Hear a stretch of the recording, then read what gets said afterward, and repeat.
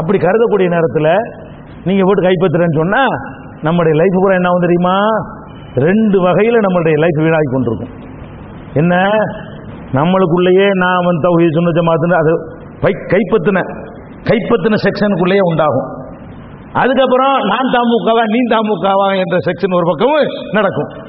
நான் தாமுகவா நீ தாமுகவா என்ற செக்ஷனு அது ஒரு பக்கம் நடக்கும். நம்முடைய அடிப்படையான தௌஹீத் வேலை ஏற்கனவே அந்த ஒரு செக்ஷன்ல ஃபைட் பண்ணக்கூடிய நேரத்தில் பாதி தௌஹீதுல குறைஞ்சிருச்சுன்னு குற்றம் சாட்டுறீங்க. அப்ப எங்கிட்ட பாதி அங்கிட்ட பாதி செலவழிச்சு விட்டோம்னு சொன்னா எப்படி நம்மளை கட்டுப்படுத்துன்னு யோசிங்க. அதே நேரத்தில் இது கடுமையான நெருக்கடி, கடுமையான ஒரு அவசியம், இப்படி ஒன்றுபட்டு தான் ஆகணும் என்ற நிலை வந்துச்சுன்னு சொன்னா, அல்லாஹ் ஏற்படுத்தினான்னு சொன்னா நம்ம சிந்தனையில் அது மாதிரி தன்னாலேயே உருவாகும். அப்படித்தான் உண்டானுச்சு. நம்ம நஞ்சு மாதிரி வெறுக்கக்கூடியவர்களும் கூட தௌஹீத அந்த நேரத்தில் நான் தான் முன்னிலையில் போய் நின்றுட்டு இருக்கிறேன், என்னை நஞ்சு மாதிரி வெறுப்பாங்க. தமுகவுக்கு வந்தாங்க. ஏன் வந்தாங்க? நஞ்சு மாதிரி வெறுத்தாலும் சரிதான், இது வேணும், நமக்குன்னு ஒரு பாதுகாப்பு வேணும். இவங்க தான் கத்துறாங்க, இவங்க தான் பேசுறாங்க, இவங்க தான் ஜெயிலுக்கு ஒரு தயாரா இருக்கிறாங்க, பின்னாடி போவோம்னு வந்தாங்களா இல்லையா? அப்ப நம்ம இப்ப விளங்கணும், இப்ப நாம் கொள்கையில் முரண்பட்டு இருக்கிறோமா இல்லையா? இப்ப இருக்கிற இப்போதைக்கு தமுகவில் நிர்வாகிகளாக இருக்கிறவர்கள் அவர்களுக்கும் இப்ப நம்ம வெளியே வந்து நிற்கக்கூடிய நம்மளுக்கு மத்தியில் கொள்கையில் வேறுபாடு இருக்கிறது. அந்த வேறுபாடை சகித்துக் கொள்ள மாட்டோம் என்ற நிலைமையும் இருக்கிறது. இருக்கா இல்லையா? இதான் யதார்த்தம். அதுதான் கீழே இருந்து மேல வரைக்கும் வரும். அப்ப அதனால நம்ம என்ன தூர்நோக்கம் நினைக்கணும்னு கேட்டா, நமக்கு இந்த கைப்பற்றுறது அதுங்கிறது அதெல்லாம் வந்து நல்ல ஒரு விளைவை தராது. அதுதான் சொன்னார், ஒரு மூமின் வந்து ஒரு தடவை தான் கொட்டு போடுவான். ஒரே விஷயம், ரெண்டு விஷயத்துல ரெண்டு அடி வாங்கலாம். மேட்ரு ஒன்று, ஒரே விஷயத்துல ஒரே பிரச்சனை வந்திருக்குது, அது நுணுக்கமா கவனிக்கிறோம். இத்தனை வருஷம் 9 வருஷமா போச்சுக்கிறேன்னு நான் யோசிக்கிறேன். இன்னைக்கு வந்து அந்த கருத்து வேறுபாடு ஏன் 7 வருஷத்துக்கு முந்தைய வரல, 6 வருஷத்துக்கு முந்தைய வரல, 5 வருஷத்துக்கு முந்தைய வரல? அப்போ வந்து வேறுபாடு இருந்துச்சு. வேறுபாடோடு நெருக்கடியும் இருந்தது. வேறுபாடோடு எனக்கும் பாதுகாப்பு தேவை, அவருக்கும் பாதுகாப்பு தேவை, அவருக்கும் பாதுகாப்பு தேவை என்ற ஒரு நெருக்கடி இருந்தது. இன்னைக்கு வந்து எந்த முஸ்லீமும் எவன் கை வைக்க முடியாது, பொய் வழக்கு போட முடியாது, அடக்குமுறை செய்ய முடியாது. அப்படி ஒரு பாதுகாப்பான ஒரு நிலை ஏற்பட்டு விட்டது. இந்த நேரத்தில் யாரும் நெருக்கடியில் சிந்திக்க மாட்டார்கள். சாதாரண நேரத்தில் சிந்திக்கும் போது என்ன செய்வாங்க? இந்த கூட்டத்தை வச்சு என்ன செய்யலாம், ஒரு வேலையும் இல்லாமல் இருக்கிறாங்க, ஜெயிலுக்கு அனுப்புற வேலையும் இல்லை, போராட்ட வேலையும் இல்லை, இவங்களை வச்சுக்கிட்டு என்ன பண்ணலாம், வேற என்னவா பண்ண முடியுமா? முந்த நடந்த டிசம்பர் அந்த சென்னையில் பார்த்தா தெரியும், டிசம்பர் 6 இந்த பேரணி, கோரிக்கை பேரணி வெற்றி பெற்றது என்பதனுடைய தத்துவமே வேற, அது வேற கணக்கு பண்றாங்க அந்த இடஒதுக்கீடு விஷயத்தை. சரி, இதான் அடிப்படை. என்னுடைய கருத்து நான் என்னன்னா, இதுக்கு பிறகும் இதுலயே நம்ம லைஃப் நாம எல்லாம் தமுக பொதுக்குழு அங்கே கூடவில்லை, தௌஹீத் ஜமாத்துடைய செயற்குழு இங்கே கூடியிருக்கணும். தௌஹீதுக்கு முன் தௌஹீதுடைய வளர்ச்சிக்கு எது நன்மை என்ற சிந்தனையில் மாத்திரம் நீங்க முடிவெடுக்கணும். உங்களுடைய என்ன சிந்தனை வரும் தெரியுமா? நம்ம உழைச்சோம், வியாபாரமா, தொழிலா, கடையா, என்னென்ன உழைச்சதுக்கான நன்மை சமுதாயத்துக்கு பெற்றுக் கொடுத்துட்டோம், நாமும் அடைந்து விட்டோம். உழைச்சிங்க, கை வைக்க கூடாது, உழைச்சிங்க, கை வைக்க இயலாது, பெற்றுக் கொடுத்துட்டீங்க, மறுமையில் நன்மை எழுதப்பட்டு விட்டது. நான் பேர் லெட்டர் பெடுக்க பாடுபடுறீங்களா? அந்த பேரும் கொடி நம்ம காப்பாற்ற நினைக்கிறீங்களா?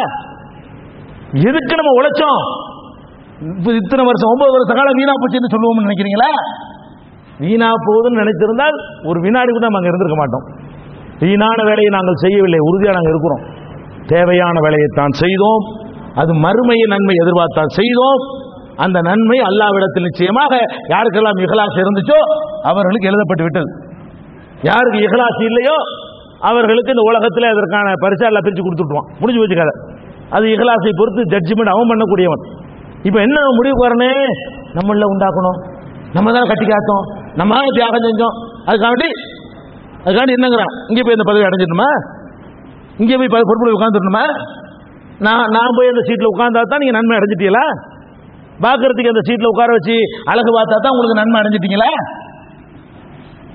செஞ்சதுக்கு முடிஞ்சு விட்டது. இப்ப நம்முடைய சிந்தனை என்ன இருக்கு தெரியுமா? அந்த நெருக்கடி இல்லாத நேரத்தில் இனிமே போராட்டம் கரெக்டாக அந்த வேலையெல்லாம் இல்லை. நம்மளை வந்து அதுக்கு யூஸ் பண்றதுக்கான அவசியம் இனிமேல் ஏற்படாது. ஜெயிலில் சிறை நிரப்ப போறோமா, நம்முடைய கோரிக்கைகள் தடை விதிக்க போறானா, அதெல்லாம் செய்ய போகிறது அது பாட்டு நார்மலான இப்படி ஒன்று இல்லாட்டி என்னென்ன தமுகான்னு ஒன்று இருந்தாலும் சரி இல்லாட்டாலும் சரி ஒரே ரிசல்ட் என்ற நிலைக்கு இன்னைக்கு ஆயிடுச்சு மக்கள் மத்தியில். அதனுடைய தேவைகள் இல்லை. அதுக்கு தான் தேர்தலில் போகலாமா வேற மாதிரி செஞ்சு காரணமே என்ன நெருக்கடியில் இருக்கும்போது அந்த சிந்தனை வரல. நெருக்கடியெல்லாம் போன என்ன செய்யலாம் எலெக்ஷனுக்கு போகலாமா போட்டிடலாமா கருத்து சொல்லலாமா அதுக்குள்ளே நமக்கு சண்டை வந்துட்டு இருக்குது. இதை கவனத்தில் வைங்க. இப்படி சிந்திக்காதீங்க. சொல்லிட்டோமே பழகிட்டோமே சொல்லிட்டோமே சீட்டில் உட்காந்துட்டோமே அறிமுகமாயிட்டோமே தலைவர்னு சொல்லிட்டோமே சிலர் அறிமுகமாயிட்டோமே சில பணிகளை செஞ்சிட்டோமே நமக்கு அதை அந்த குற்றச்சாட்டை பொய்யாக்கணும் நான் விரும்புகிறேன். கைப்பற்றணும் தானே சொன்னேன். தேவையில்லை. எங்க வேலை வேற, எங்க பிளாட்ஃபார்ம் வேற, எங்க லட்சியம் வேற. நெருக்கடியான கட்டம் வரும் பொழுது அப்ப நம்ம அல்லாஹ் சேர்ப்பான். இப்ப தேவையில்லை. இந்த முடிவுக்கு வருவதுதான் அல்லாஹ்வுக்கு உகந்த முடிவாக இருக்கும் என்று எனக்கு படுகிறது. அதே நேரத்தில் இப்போது இன்னொன்னு இருக்கிறது. அல்லாஹ் ரப்பல் ஆலமீன் சொல்றான் தாவனும் அலல் பிர்ரி வத் தக்வா, நல்ல காரியத்துக்கும் இறையச்சத்திற்கும் ஒருத்தருக்கு ஒருத்தர் உதவியாயிருங்க. வலா தாவனும் அலல் இஸ்மி வல் உத்வான், பாவத்துக்கும் வரம்பு மீறலுக்கும் உதவாதீர்கள். ஆர்டர், அல்லாஹ்வுடைய ஆர்டர். என்ன பிரச்சனை நடந்திருக்குது? ஒரு வரம்பு மீறல் நடந்திருக்கிறது, பாவமும் அடங்கியிருக்கிறது. என்ன நடந்திருக்கிறது? யாருடைய பொருளாதாரத்தில் ஒரு இயக்கம் வளர்ந்ததோ, யாருடைய உழைப்பை அதிகமாக இந்த இயக்கம் பெற்றதோ, என்னை சொல்ல உங்களுக்கு தௌஹீதாக்களை சொல்றேன் பண்ணுங்க. யாருடைய என்பது நான் கொள்கை சகோதரர்களை சொல்றேன். இப்ப யாருடைய உழைப்பில் யார் அதிகமாக சிறைச்சாலை நிரப்பினார்களோ, இன்றைய தேதி வரைக்கும் எந்த சகோதரன் வெளிநாடுகளில் இருந்து தான் உழைக்கிற சம்பாத்தியத்தில் கணிசமான பகுதியை அனுப்பி கொண்டிருக்கிறானோ அத்தனை பேரும் கொள்கை சகோதரன் தௌஹீத் சகோதரன் அதுல வளர்ந்தது. அது வேண்டாம் என்று பேப்பர்ல எழுதி டிக்ளேர் பண்ணுவது என்பது பாவம், வரம்பு மீறல், அது அநியாயம், அது அக்கிரமம். இப்படி செய்யக்கூடியவர்கள் ஏன் எதுவும் செய்ய மாட்டார்கள் என்பதற்கான தெளிவான எடுத்துக்காட்டு. இந்த நிலையில நாம் அதற்கு உதவி செய்யலாமா? அல்லாஹ்வுடைய கட்டளை பிரகாரம் அதுக்கு உறுதுணையாக இருப்பது, ஒத்துழைப்பது. என்ன இழந்துருவீங்க? போங்கப்பா, நாங்க வாட்டு தௌஹீத் வேலை பார்க்க போறோம்னு போன இப்ப என்னத்தை இழந்துட்டீங்க? என்ன இழந்துருவீங்கிற? ஒரு கொடியை இழப்பீங்க, ஒரு பேரை இழப்பீங்க, ஒரு பதவி உங்களுக்கு இருந்து அதை இழப்பீங்க. வேற என்னத்தை இழந்துருவீங்க? என்ன இலக்க என்ன இருக்குங்கிற? ஒன்னும் கிடையாதுங்க. எனக்கெல்லாம் நீங்க நினைக்கலாம், எனக்கெல்லாம் இந்த முடிவை அறிவித்த அன்றைய தினத்தில் இருந்தது மாதிரியான ஒரு மன நிறைவு, நல்ல ஒரு, அதாவது என்னைக்கோ வரைக்கும் ஒரு கொள்கை அடிப்படையில் அல்லாஹ் தெளிவுபடுத்தி விட்டான. வேற ஏதாவது சொல்லி பணத்தின்தான் அந்த மாதிரிலாம் வராம அல்லாஹ் ரப்பல் ஆலமீன் தௌஹீதுக்கார கொள்கையில் உறுதியா நிக்கிறான். எங்களுக்கு கொள்கை தேவையில்லைன்னு டிக்ளேர் பண்ண விட்டு கொள்கை அடிப்படையில் அல்லாஹ் அதை பிரிச்சு விட்டுருக்கிறான. அமமுக செய்த பணி, நெருக்கடிக்காக செய்த பணி இருக்கு பாருங்க, அந்த நெருக்கடி பணி இல்ல, நெருக்கடி இல்லாத நேரத்தில் செய்யக்கூடிய சமூக பணிகள் அது இருக்குது. சமூக பணிகள் செய்வதற்கு கொள்கை முரண்பட்டவர்களோட சேர்ந்து செய்யணும்னு அவசியம் கிடையாது. நல்லா வழங்கிக்கணும். பாதுகாப்புக்காக போகக்கூடிய நேரத்தில் தான் நம்பர்ஸ் கூட வேணும், அதிக சக்தியை காட்டணும், ஸ்ட்ரென்த்தை காட்டணும். அதுக்கு என்ன செய்யணும்? எவனா இருந்தாலும் வாட சேர்த்துக்க வேண்டியதான்.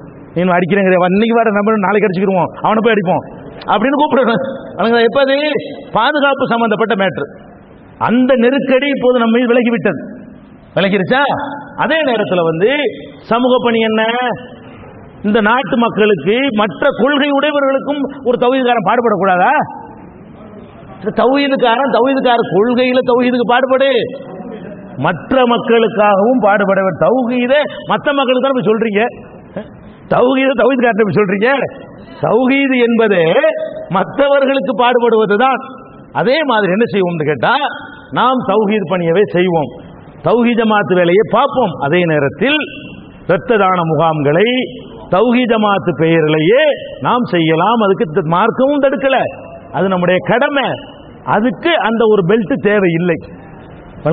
ஒன்று, மருத்துவ முகாம்கள், பொது மருத்துவ முகாம் நடத்தலாம், கண் சிகிச்சை முகாம் நடத்தலாம்.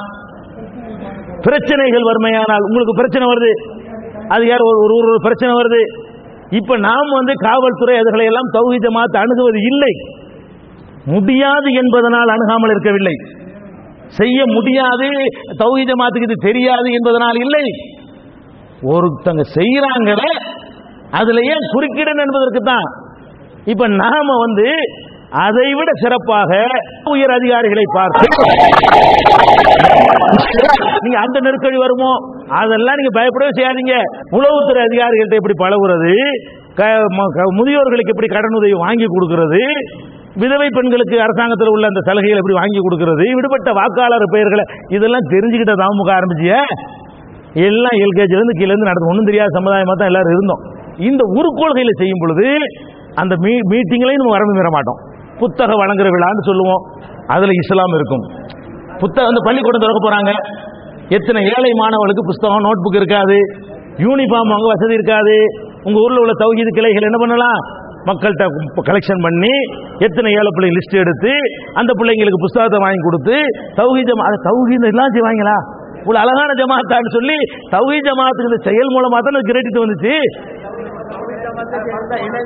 தௌஹீத் ஜமாத்துல இருந்து இதை செய்திருக்க அந்த பணம் தான் தௌஹீத் ஜமாத்துல தான் இதை செய்திருக்க வேண்டும். நெருக்கடியில போய் மாட்டினது, நெருக்கடி இல்லாத கட்டத்திலையும் நம்மளை போய் சிக்கிக்கிட்டு கிடந்தோம், வெளியே வர முடியாத நிலையில் இருந்தோம். அல்லாஹ் ரொம்ப அழகான முறையில் ஒரு சேனலை திறந்து விட்டு போது மறுமையில பாவிகளா கொள்கை அடிப்படையில் பிரிச்சு விட்டு காட்டினேன். அப்போ வாட்சி பிரிச்சிருக்க மாட்டீங்களா, நான் தௌஹீத் அடிப்படையில் சொல்லி ஒரு ரூட்டை போட்டு இப்படி பளிச்சுன்னு வெடிக்க வச்சேனே, அப்ப கூட நீங்க படிப்பின பெறலன்னு கேட்க மாட்டானா, சிந்திச்சு பாருங்க. அதனால போராட்டம், இந்த மாதிரியான மேட்டர்கள், தேர்தல் கட்சிகளுக்காக வேண்டி நம்முடைய லைஃபை வீணாக்குவது, கருத்தை சொல்லிட்டு போய் யார் ஜெயிக்கணும் யார் ஜெயிக்க கூடாது தெரியுது சொல்லுவோம். பிக்சர் தெளிவா இருக்குது, நீங்க சொன்னாலும் சொல்லாட்டாலும் மக்களுக்கு தெளிவாக இருக்கிறது. இதுல போய் காணா போய் நம்மளுடைய அவனோட நம்ம இரண்டரை கலந்து கொஞ்சம் கொஞ்சமா நம்மளுக்கும் பலவிதமான எண்ணங்கள் நம்மள்ட்ட இருக்கிற கொஞ்சம் உறுதிகள் கொஞ்சம் கொஞ்சமா குறைஞ்சி பலவிதமான பின்னடைவுகள் நமக்கு வந்துடக்கூடாது. நம்மளும் நம்ம மனுஷன் தானே, யாரா இருந்தாலே நானும் மனுஷன் நீங்களும் மனுஷன். பணம் நம்மளை புரட்டும், பதவி நம்மளை புரட்டும், சில கெட்டவர்களுடைய சவகாசம் நம்மளை புரட்டும், அவங்க எல்லாம் செய்யக்கூடிய இந்த தப்புகள் நம்மளையும் ஒட்டிக்கிறோம். அது தேவை, அதெல்லாம் பிரச்சனை இருக்கு பாவா. போதுமா? அன்பிற்குரிய சகோதரர்களே, இறைவனுடைய அருளால் இந்த ஏகத்துவத்தை மேலோங்க செய்வதற்காக மேலப்பாளையம் தௌஹீத் ஜமாத் சார்பிலே இரத்த தான முகாம் நடத்தி கொண்டிருக்கின்றோம். வாரம் தோறும் குழந்தைகள் நல முகாத்துவம் நல மருத்துவ முகாம் நடத்துகின்றோம். அதே போன்று தாய் சேய் நல மருத்துவ முகாம் நடத்துகின்றோம். அரவிந்த் கண் மருத்துவமனையுடன் சேர்ந்து கண் சிகிச்சை முகாம் நடத்தி கொண்டிருக்கின்றோம். வருடம் தோறும் ரமதான் மாதத்திலே 1.5 லட்சம் ரூபாய்க்கு ஃபித்ரா மற்றும் இலவச அரிசி விநியோகம் செய்கின்றோம். இன்ஷா அல்லாஹ் இனிமேல் ஒவ்வொரு கிளையிலும் இந்த ஃபித்ரா அரிசி விநியோகத்தை நம்முடைய தௌஹீத் ஜமாஅத்தே செய்யும் இன்ஷா அல்லாஹ் என்று இது தெரிவித்துக் கொள்கிறேன். அன்பு சகோதரர்களே, சகோதரர் பிஜே அவர்கள் தங்களுடைய கருத்தை வச்சாங்க. என்னுடைய கருத்தையும் தௌஹீத் ஜமாஅத்துடைய தலைமை அதை ஏற்றுக்கொள்கிறதா? இன்ஷா அல்லாஹ் எல்லாத்தையும் ஏற்று செயல்படுமா இந்த தலைமை? இன்ஷா அல்லாஹ் அப்படி செயல்படுமையானால் என்னுடைய ராஜினாமாவை இன்றைய மறுபடி செய்கிறேன். இன்ஷா அல்லாஹ் வெளியில வரும். அன்பான சகோதரர்களே, இந்த ஏகத்துவ தௌஹீதினுடைய இயக்கத்தில் தான் நாம் முதலாக நம்மை இணைத்துக் கொண்டோம். தௌஹீதில் ஈடுபட்டு அதில் பெற்ற அனுபவத்தின் அடிப்படையில் தான் அன்றைக்கு நம்முடைய சகோதரர் பிஜே அவர்கள் சொல்லி காட்டியவாறு அன்றைக்கு இருந்த நெருக்கடிக்கு இப்படி அரசியல் ரீதியான ஒரு போராட்டம் தேவை என்ற காரணத்தினால் இந்த ஏகத்துவ பணியிலே நாம் பெற்ற அனுபவத்தை வைத்து தமிழ்நாடு முஸ்லிம் முன்னேற்ற கழகத்தை உருவாக்கி நாம் செயல்படுத்தினோம். அன்றைக்கு ஏதியாக செயல்பட்ட நாம் தேவையில்லை என்ற நிலை ஏற்பட்ட பிறகு நம்முடைய நிலையை மறுபரிசீலனை செய்ய வேண்டும் என்ற ஒரு நிர்பந்தம் ஏற்பட்டது. அந்த அடிப்படையில் இந்த நம்முடைய ஏகத்துவ வேலைகளை தாவா பணிகளை செய்வதோடு சமுதாய பணிகளையும் எப்படி செய்ய